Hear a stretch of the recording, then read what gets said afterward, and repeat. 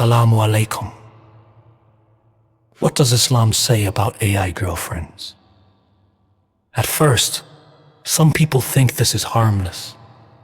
They say there is no real person, no physical relationship, and no actual commitment. So they ask, what is the problem?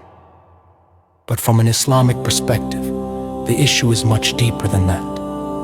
Islam does not only look at physical actions, Islam also looks at the heart, the mind, the soul, and the direction a person is slowly moving in. That is why AI girlfriends are not just a technology issue. They are a spiritual issue. An AI girlfriend is designed to simulate intimacy without responsibility. It offers attention without sacrifice, emotional comfort without commitment.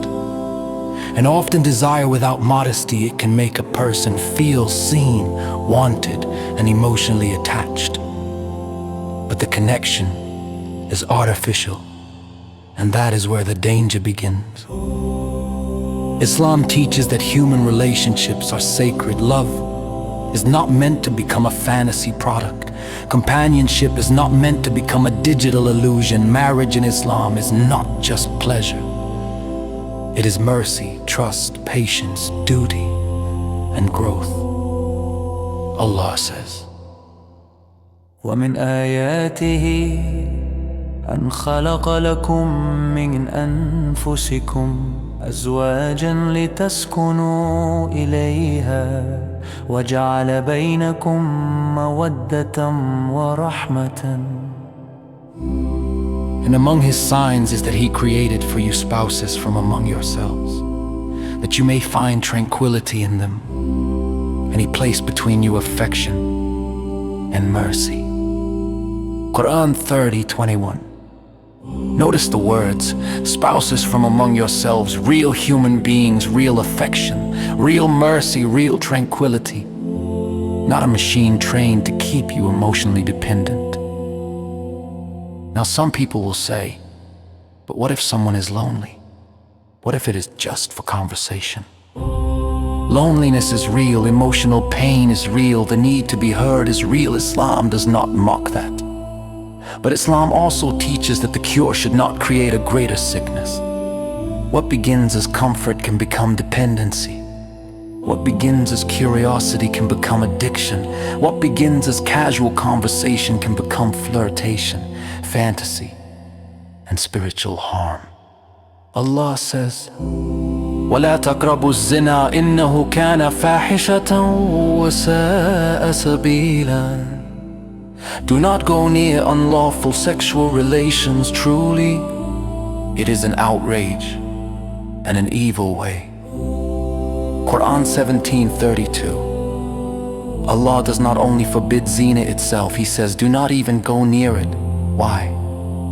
Because sin often begins before the final act. It begins with words, imagination, emotional attachment, secrecy, cravings, and the normalization of what should never become normal.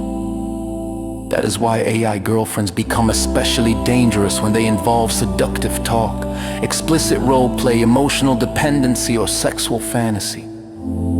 Even if no human being is physically present, the heart is still being shaped. The nafs is still being fed. Desire is still being trained. And a person may slowly become less interested in real halal love and more attached to artificial stimulation. Islam also teaches modesty and self-restraint. Allah says, قُل لِّلْمُؤْمِنِينَ يَغُضُّوا مِنْ أَبْصَارِهِمْ وَيَحْفَظُوا فُرُوجَهُمْ. Tell the believing men to lower their gaze and guard their chastity. Quran 24:30. This is more than a command about the eyes. It is a principle a believer should not feed desire through every available doorway. Technology does not change morality. Just because something is digital does not make it spiritually safe. There is another danger too. AI girlfriends train people to expect intimacy without duty. The system adapts to you, it flatters you, it tells you what you want to hear. It does not ask for patience. It does not require sacrifice, but real marriage does. In real marriage, you learn mercy, you learn sabr, you learn responsibility.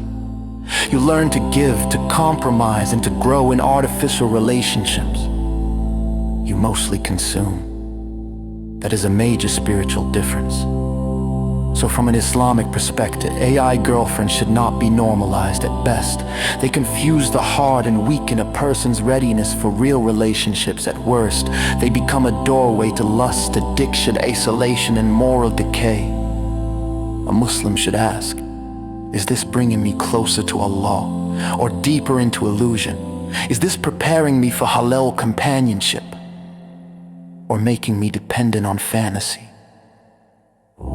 The better path is to seek real companionship in halal ways, strengthen family ties, build sincere friendships, work on your character. Prepare for marriage if you are able, and turn to Allah. Because the emptiness of the heart is not healed by artificial affection. It is healed by truth, remembrance, and relationships blessed by Him. So the Islamic view is simple.